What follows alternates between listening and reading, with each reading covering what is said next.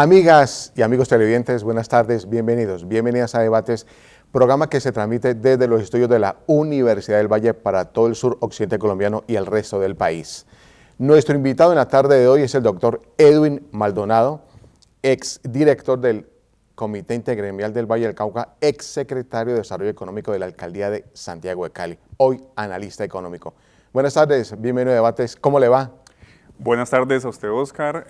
Un saludo también para todos los televidentes. Para mí es un gusto estar de nuevo acá en Debates TV, participando en esta discusión de los temas de la realidad nacional y local. Muchas gracias por la invitación. Con mucho gusto.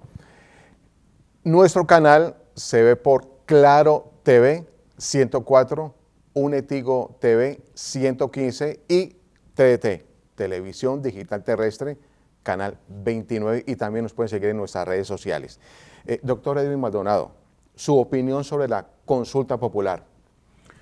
Lo primero es entender que estamos en una democracia y que el Congreso hace parte de esa democracia, tiene unas funciones en la parte legislativa y a su vez tenemos un presidente que tiene una función ejecutiva y tiene el derecho de someter a consideración del Congreso de la República cualquier tema, pero eso no significa que el Congreso tenga que aprobarlo y más aún que tenga que aprobarlo tal como lo dice el Ejecutivo, como lo dice un presidente, y debe someterse a un debate. Lo que pasó con la reforma laboral, que es la raíz de esta consulta popular, es que no se dieron las condiciones para llegar a un acuerdo. Lo ideal era que se diera un acuerdo en cuanto a la reforma laboral, porque sí es cierto que el país necesita una reforma que de alguna manera reacomode las condiciones actuales para que se pueda tener una visión más acertada del trabajo del futuro. Pero ese acuerdo no se dio entre el Congreso y el presidente quería poner sus medidas y había muchos análisis que mostraban el impacto. Yo también incluso saqué un informe al respecto de los impactos que se tienen en materia de informalidad, en materia de desempleo, y eso llevó a que el Congreso no aprobara y archivara esta reforma. Lo ideal era que se hubiera discutido, pero no se hizo, y ahora el presidente, como un recurso legal y legítimo que tiene, quiere someter a una consulta popular para preguntarle al pueblo. Entonces ahí volvemos a lo mismo, eso tiene que someterse primero al Congreso. Hay que esperar qué define el Congreso tiene la potestad de analizar la pertinencia, la legalidad de esta consulta popular y dirá si sí o si no va a la consulta. Pero en términos generales, a mí lo que me preocupa de esta consulta al leer esas 12 preguntas, analizarlas, es que estas 12 preguntas no resuelven el problema central que debería analizarse en cuanto al tema laboral, que es crear empleo formal, atacar la informalidad, que es el problema, yo diría, no solo más grave del mercado laboral, sino el problema económico más importante del país. Cómo hacer que las personas, los trabajadores tengan un trabajo digno, formal, de calidad, que tengan acceso a todas las prestaciones, a todos los beneficios de formal, porque la realidad es que no es así en este momento y muchas de esas medidas son tendenciosas, las que están en esas preguntas, y aparentemente cualquiera diría hay que aprobarlas, pero tienen un impacto y hay que ver las cifras. En Colombia, las últimas cifras a marzo muestran que hay 23.7 millones de trabajadores, y no digo empleados, porque muchos de esos no son empleados, sino que están en el rebusque, son autoempleados, están en la informalidad. De esos 23.7 millones, 13.6 millones son informales, es decir, no tienen una ARL, no tienen acceso a pensiones. ¿Quién se va a pensionar si ni siquiera cotizan? Es que ese es el problema de fondo. El sistema laboral es muy importante porque incide en la salud, en la sostenibilidad, en el sistema pensional, y tiene que darse una solución de fondo y se necesita una reforma en el país para mejorar esas condiciones, pero la realidad es que casi el 60% de los trabajadores son informales, es decir, de cada 10 trabajadores, 6 son informales. Si sumamos la población que está desocupada, que no tiene ninguna fuente de ingreso, ni siquiera formal, nos da que hay alrededor de 16 millones de personas que están en informalidad o desempleados, sin un ingreso seguro, mientras hay alrededor de 10 millones que sí tienen un trabajo formal. Esta reforma y esos puntos de alguna manera benefician solo a 10 millones de personas, pero perjudica a esos 16 millones de personas que no tienen un empleo, que están en la informalidad. ¿Qué hacemos con ellos? Y yo digo realmente, yo he ganado en ocasiones cuando empecé mi vida laboral un mínimo, sé lo que es ganar un mínimo, sé lo que es difícil trabajar, pero siempre digo, es mejor tener un trabajo formal que no tener un trabajo, que no tener acceso a los beneficios de la formalidad, y me preocupa mucho esos 16 millones de colombianos. O sea, hay 16 millones de colombianos a los que esta consulta, que implica una reforma laboral, no les beneficia. ¿Qué pasa con esos 16 millones de colombianos? ¿Qué pasa con sus familias? Este es el problema más grave. ¿Cómo lograr que haya más empleo formal, que haya más beneficios para los trabajadores? Sí, pero con un crecimiento del sector productivo. No se puede generar empleo a través de decretos, a través de normas, porque el que genera empleo es en su mayoría el sector privado y tienen que haber condiciones para que se genere empleo. ¿Y qué está pasando ahorita? Que no se está generando empleo formal y por parte de las empresas. Muchos celebran que en el último año, según las últimas cifras, disminuyó la tasa de desempleo, que aumentó el número de ocupados en alrededor de 1.1 millones, pero no ven que esos 1.1 millón de ocupados nuevos, 1 millón son informales. O sea, ¿qué clase de empleo queremos para la población? O sea, más del 90% del nuevo empleo que se está generando en Colombia es informal, es decir, no tienen prestaciones sociales, no tienen cajas de compensación, si quedan en desempleo, ¿qué hacen? Viven del día a día, y eso fue el tema más grave en el marco de la pandemia. ¿Qué pasó con la población informal? No podía salir a vacaciones, no podía obtener los beneficios que dio el gobierno nacional para las empresas que tenían trabajadores formales para que no los echaran, no podían acceder a un préstamo a un banco porque no están en la formalidad, no podrían acceder a los subsidios de las cajas de compensación. O sea, es un tema muy grave que una persona esté en la informalidad, y esa es la realidad de la mayoría de colombianos. A esa mayoría de colombianos les da lo mismo si aprueban la consulta popular. O sea, si una persona que está en la informalidad vota por la consulta popular, no tiene sentido, porque no se va a ver beneficiado. Y lo que está pasando con todas las medidas, con toda esa incertidumbre que haya a nivel nacional, es que las empresas tienen miedo de generar nuevo empleo. O sea, están trabajando con lo justo, pero hacer inversiones grandes, contratar más personas, se lo piensan. No saben si a futuro dirán que no pueden sacar a ninguna persona o que van a aumentar los costos, y esto se vuelve cada vez más grave cuando la empresa es muy pequeña. Una empresa de 3 trabajadores que le digan que no puede sacar a ninguno, y si tiene una crisis, si pierde un empleo, si pierde un cliente grande. Yo recuerdo la crisis que vimos acá en el Valle cuando quebró la 14, que era uno de los principales compradores de muchas MIPYMES en el Valle del Cauca, y era el principal cliente, representaba el 50 o más de sus ventas. ¿Y qué hacía esa empresa? Tenía 10 trabajadores, ya perdió su principal cliente, no puede seguir, no puede reemplazar las ventas tan fácilmente. Lastimosamente, tenían que dejar de contratar a unas personas. A una empresa le toca así, lastimosamente. ¿Qué pasó en la pandemia con muchas empresas? Es una lástima, pero es la realidad que existe en la economía. Y por eso en el mundo existen los seguros al desempleo. En Colombia no existe, y ese tipo de cosas no se están discutiendo en esta consulta. En Colombia debería existir un seguro al desempleo como existe en la mayoría de países. Aquí existen las cesantías, pero todos sabemos que la cesantía no está cumpliendo su función, porque la gente la utiliza como lo permite la ley, es normal, para vivienda, para educación, y al final, si una persona se queda sin trabajo, no va a tener esos beneficios. En el mundo existe el seguro al desempleo, existen otras figuras, y aquí nos están discutiendo esos temas para modernizar el sistema laboral, que es lo más importante, de acuerdo a lo que requieren ahorita mismo los jóvenes. Los jóvenes están pidiendo mayor flexibilidad, mayor libertad, y esos temas no se discuten. Queremos volver a temas que han demostrado que no funcionan porque no generan empleo formal. Hay un tema que siempre me discuten a mí cuando hablo de estos temas, que es falso, que el aumento, por ejemplo, del salario mínimo genere desempleo. Aquí no se ha dicho que se genere desempleo, sino que afecte el empleo formal. Y eso es lo que está pasando. Se afecta el empleo formal, pero la gente va a buscar la manera de tener un ingreso, entonces ¿qué hace? Monta su negocio, se va a la informalidad. El rebusque, que es lo que hacen los colombianos, y es la realidad del 60% de los colombianos. Doctor Edwin Maldonado, ex director del Comité Intergremial del Valle y ex secretario de Desarrollo Económico de la Alcaldía de Santiago de Cali.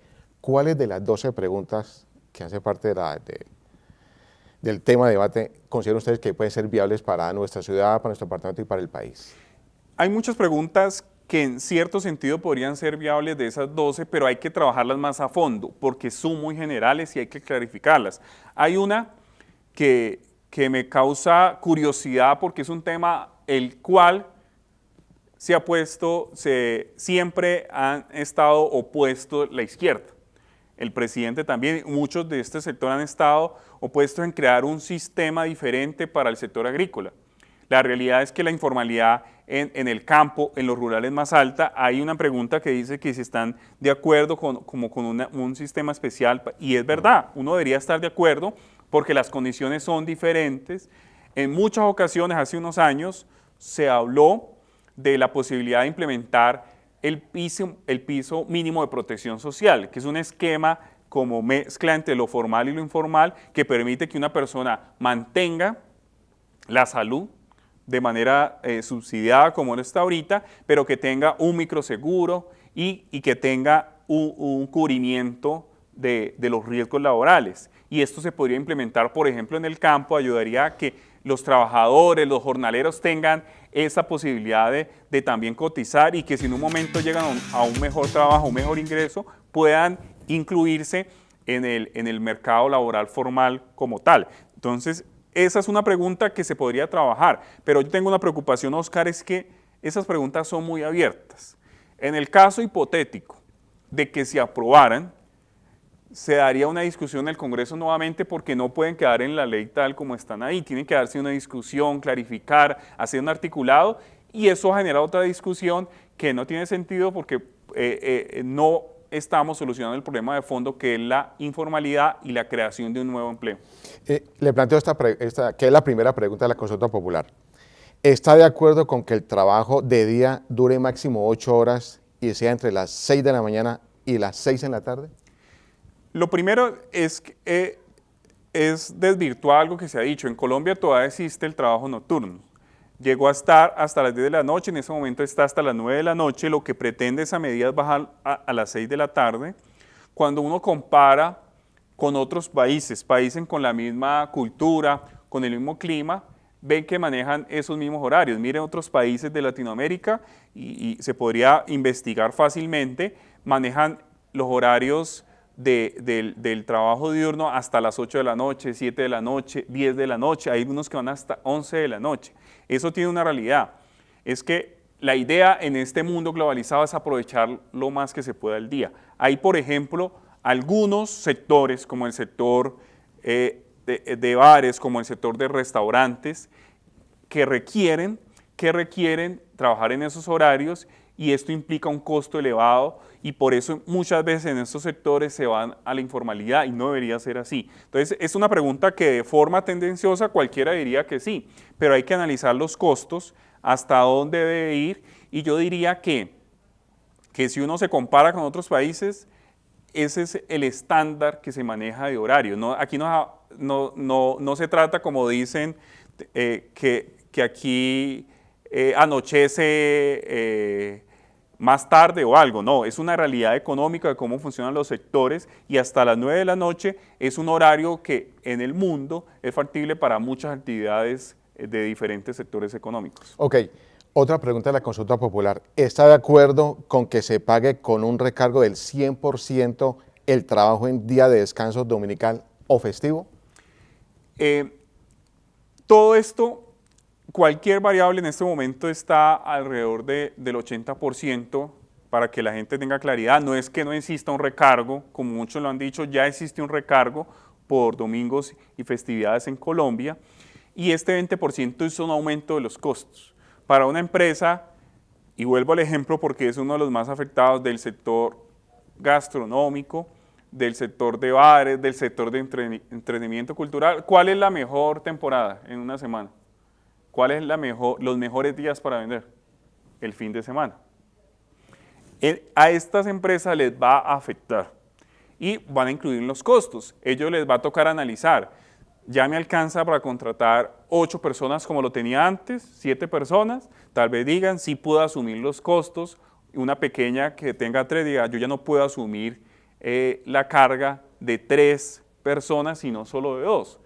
Y yo siempre he explicado, estas medidas no afectan tanto a una empresa grande. Una empresa grande obviamente ve un incremento en sus costos, pero se puede reacomodar.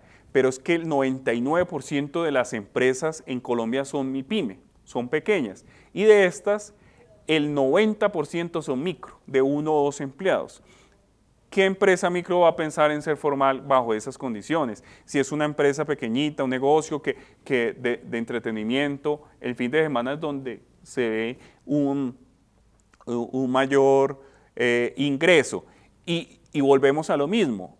Estamos en un mundo globalizado, hay que ser competitivos para atraer inversión, traer desarrollo, y cuando uno se compara con otros países cercanos, mira en Latinoamérica, el 80%, el 70% son valores normales de recargo nocturno. Llegar a un 100%, o sea, que valga el doble de un salario, es un costo elevado si queremos competir. Y uno se pondría en el lugar de una empresa grande, de otro país. ¿En dónde invierto? Donde me salgan los costos más favorables. Y no es solo el costo laboral, el costo país. Obviamente tienen en cuenta el tributario, el costo logístico, la infraestructura, y el costo laboral es una variable importante. Y van a analizar, pues me conviene más en otro país instalarme. Entonces son temas que de pronto no se ven, y repito, con esta reforma lo que estamos favoreciendo es solo a los que actualmente tienen trabajo, que son alrededor de trabajo formal, que son alrededor de 10 millones de personas. Pero ¿qué pasa con las alrededor de 16 millones de personas que no tienen un trabajo formal? Nunca lo van a tener. Amigos y amigas, escuchen y observen estos mensajes comerciales, son muy importantes. Ya volvemos.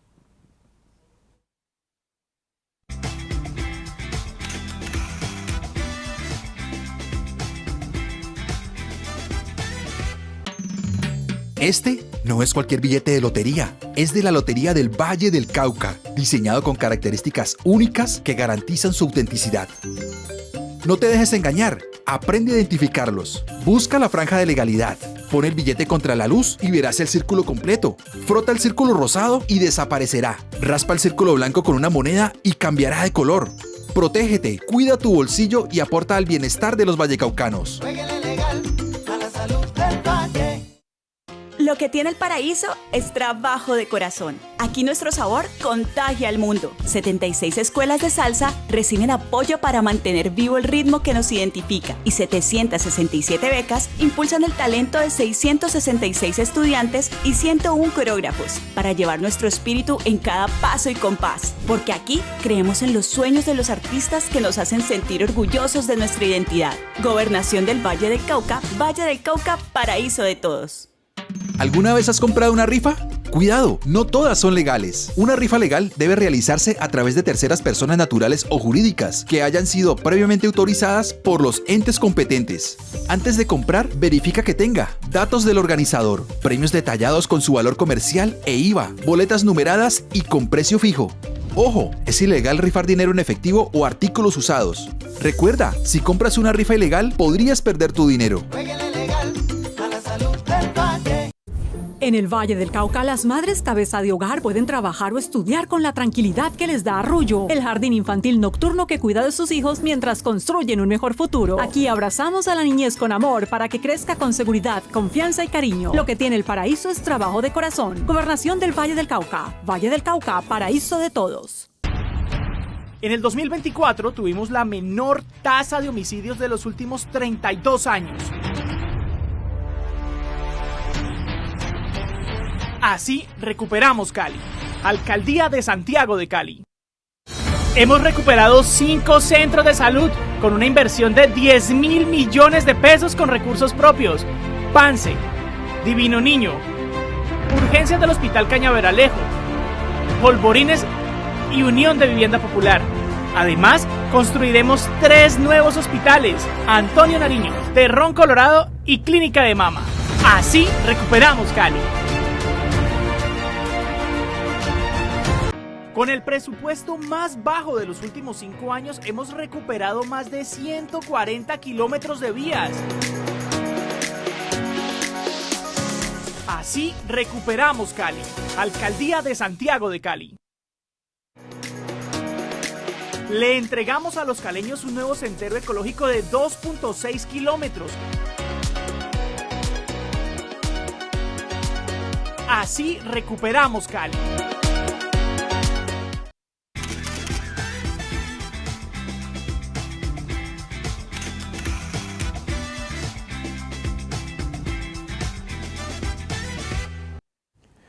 Amigos, continuamos en debates con el doctor Edwin Maldonado. Él es el exdirector del Comité Intergremial del Valle del Cauca y exsecretario de Desarrollo Económico de la Alcaldía de Santiago de Cali. Uno último, doctor, para entrar luego sobre la paz total. Esta sobre la consulta popular. ¿Está de acuerdo en promover la estabilidad laboral mediante contratos a término indefinido como regla general? Ahí sí puedo decir tajantemente, no estoy de acuerdo. No puede ser la regla general un contrato indefinido porque depende de las condiciones del sector. Cada sector tiene una estacionalidad diferente. Hay trabajos que son temporales, por ejemplo, la gente que trabajó en el marco de la COP16 aquí en Cali. Eso era durante un mes, una temporada, era necesario un contrato de prestación de servicio, obra labor, de diferentes mecanismos. El problema en Colombia no es los mecanismos, eso ya está legislado. El problema es el abuso. Una cosa es diferente que muchas empresas abusen de mecanismos temporales para contratar personas que deberían estar de manera indefinida. Eso es lo que debe solucionar el gobierno, empoderar a la UGPP para fiscalizar esos temas, revisar. En Colombia hace falta inspectores que vigilen ya la norma. En Colombia muchas de esas preguntas ya están resueltas. El problema es que no se cumplen y hay que hacer un trabajo para eso. Nada más, el que más abusa de esa temporalidad en el trabajo es el mismo Estado. Tanto el gobierno nacional, las gobernaciones, la alcaldía, que contratan por medio de prestación de servicios personas que cumplen una labor y tienen una serie de condiciones que uno diría que podría ser un contrato fijo, indefinido, pero el mismo gobierno es el que ya incumple. Petro, cuando fue elegido, dijo que iba a acabar con eso, que iba a cambiar las condiciones de prestación de servicio, y es algo imposible, porque eso tiene unos costos, tiene unas implicaciones y hay que hacerlo de forma ordenada y planificada, pero la verdad es que en Colombia sobre ese tema de lo que es temporal, indefinido, laboral, ya está suficientemente organizado, lo que falta es cumplir la norma y como tal, un contrato, incluso aunque sea, óigalo bien, aunque sea verbal, uno lo entiende de manera indefinida, a no ser que se parte lo contrario, que es por un periodo, que es por un mes, un trimestre, un año. Eso ya está suficientemente legislado y este tipo de preguntas confunden a la ciudadanía porque implica o quiere hacer ver que aquí en Colombia pues todo ese tema de un contrato fijo, indefinido, no se maneja y ya existe. O sea, es algo que ya existe. Y yo aquí quiero mencionar una pregunta que usted no me hizo, pero la hago con conocimiento. Es una que dice sobre si están de acuerdo en que un practicante, un pasante, tenga las mismas condiciones que un trabajador normal.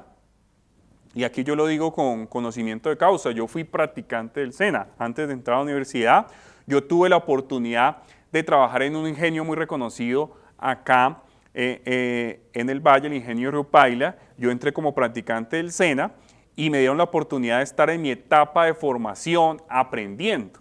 Y esta es la palabra clave. No se puede comparar a alguien que está aprendiendo, está en proceso de formación con un trabajador formal, el cual ya terminó de formarse, tiene el conocimiento y tal vez tiene más experiencia. Yo estaba sin experiencia, entonces pongo mi ejemplo. Si eso fuera así, sea las mismas condiciones, los mismos costos, un practicante que un trabajador, tal vez la empresa no me haya elegido a mí, porque va a preferir una persona que ya esté formada y que tenga experiencia. Y en cambio, un practicante está en proceso de formación. Ese tipo de cosas uno las ve aparentemente como buenas, pero son contraproducentes. Haría que muchas empresas prefieran no contratar a un practicante, sino una persona, un trabajador ya formado y con experiencia, y pagarían la cuota que se monetiza en cuanto a practicantes. Es decir, perjudicaría a los jóvenes que requieren su primer empleo, su primera experiencia, porque ser practicante vale como experiencia.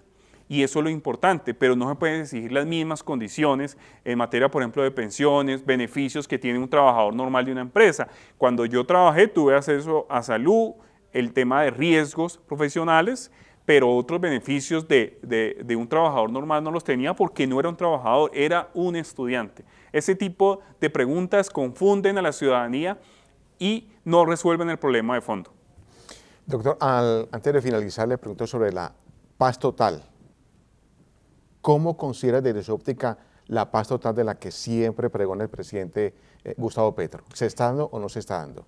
No, yo aquí sí tengo que decir tajantemente que la paz total del gobierno de Petro fracasó. A la luz de las pruebas, lo que está pasando, no solo en los últimos meses, mire lo que pasó en Jamundí, que atacaron bienes públicos, lo que pasó en Palmira, un intento de atentado a la fuerza pública, lo que pasó en Cali, lo que ha venido pasando en Buenaventura, lo que pasó en Córdoba, lo que ha pasado en el Huila. Podría hablar de muchos atentados y crímenes que se han cometido en los últimos 2 meses por parte de esos grupos criminales con los que el gobierno está negociando. Hace como 15 días ya el gobierno decretó, por ejemplo, un cese de hostilidades y de operaciones militares con algunas disidencias de las FARC.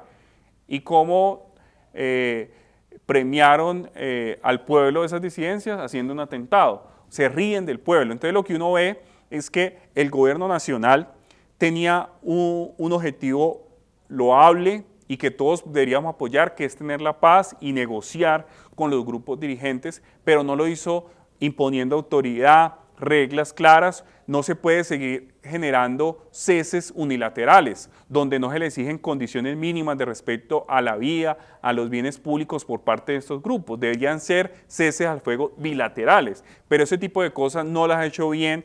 El presidente ha perdido el control territorial en muchos municipios del país. Cuando llegó Petro, ustedes recuerdan que con el proceso de paz se logró una mejora y ya en solo alrededor de 190 municipios había presencia de grupos criminales en Colombia. Y ya después de 2 años y medio son 790, es decir, más del 70% del territorio colombiano está con grupos criminales que están atacando a la población, generan terror, y el gobierno está, al contrario, debilitando las fuerzas públicas, generando ceses unilaterales y no está atacando el problema, que es el control territorial y la población que clama más presencia, no solo del ejército, presencia social, presencia cívica por parte del Estado, y eso es lo que no se ve. La promesa de la paz total era mejorar las condiciones de la población y no se ha visto. ¿Por qué? Porque no está acordando bien con estos grupos criminales, no está imponiendo autoridad y no está exigiendo condiciones de respeto a la vida y a los derechos de la población. El presidente dijo, cuando yo sea presidente en 3 meses, se acaba el ELN, y ya van 2 años y medio. Doctor Edwin Maldonado, exdirector del Comité Intergremial y Empresarial del Valle del Cauca y secretario de Desarrollo Económico de la Alcaldía de Santiago de Cali. Muy amable, muchos éxitos, y más adelante estaremos hablando con los que están a favor y en contra del consulto popular y otros temas de actualidad nacional. Muchas gracias, Óscar, a usted por este espacio. Yo creo que es un tema que hay que leer, que discutir y analizar. Todas las visiones son importantes, pero es importante ver las implicaciones, así que cuando usted quiera, con gusto estaré aquí debatiendo estos temas importantes del país. Amigos y amigas, no se retiren. A continuación, más temas de actualidad aquí en Debates. Ya volvemos.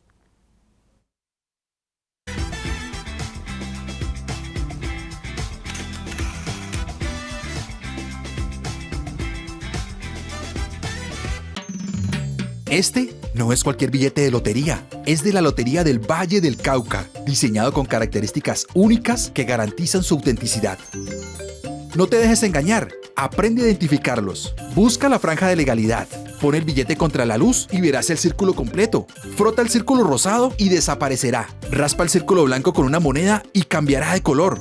Protégete, cuida tu bolsillo y aporta al bienestar de los vallecaucanos. Lo que tiene el paraíso es trabajo de corazón. Aquí nuestro sabor contagia al mundo. 76 escuelas de salsa reciben apoyo para mantener vivo el ritmo que nos identifica y 767 becas impulsan el talento de 666 estudiantes y 101 coreógrafos para llevar nuestro espíritu en cada paso y compás. Porque aquí creemos en los sueños de los artistas que nos hacen sentir orgullosos de nuestra identidad. Gobernación del Valle del Cauca, paraíso de todos. ¿Alguna vez has comprado una rifa? Cuidado, no todas son legales. Una rifa legal debe realizarse a través de terceras personas naturales o jurídicas que hayan sido previamente autorizadas por los entes competentes. Antes de comprar, verifica que tenga datos del organizador, premios detallados con su valor comercial e IVA, boletas numeradas y con precio fijo. Ojo, es ilegal rifar dinero en efectivo o artículos usados. Recuerda, si compras una rifa ilegal, podrías perder tu dinero. En el Valle del Cauca, las madres cabeza de hogar pueden trabajar o estudiar con la tranquilidad que les da Arrullo, el jardín infantil nocturno que cuida de sus hijos mientras construyen un mejor futuro. Aquí abrazamos a la niñez con amor para que crezca con seguridad, confianza y cariño. Lo que tiene el paraíso es trabajo de corazón. Gobernación del Valle del Cauca, paraíso de todos. En el 2024 tuvimos la menor tasa de homicidios de los últimos 32 años.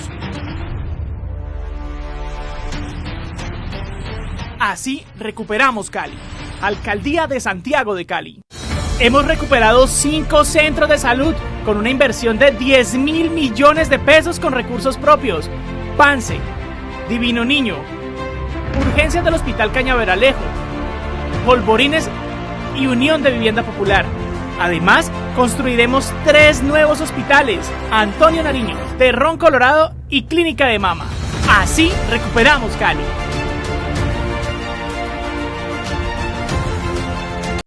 Con el presupuesto más bajo de los últimos 5 años, hemos recuperado más de 140 kilómetros de vías.